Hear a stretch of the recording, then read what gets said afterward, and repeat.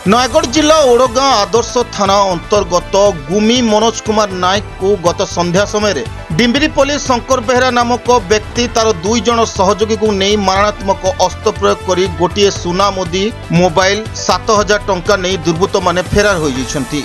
मोटामोटी कथा है मनोज पिलारू मुक बधिर भौणी सांगरे बाहड़ा झोल मार्केट रु सौदा करी घर को फेरिबा समय अतर्कित आटाक करबा फल मनोज टली पड़ते।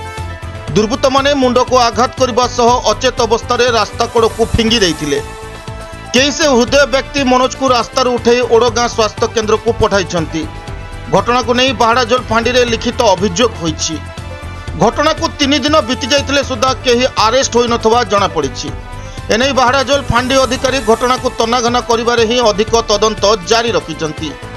यह उचित न्याय पाई जनसाधारण मनरे प्रश्नवाची सृष्टि होइछि। नयगढ़ जिलूर प्रशांत कुमार प्रधान को रिपोर्ट प्रतीक्षा न्यूज।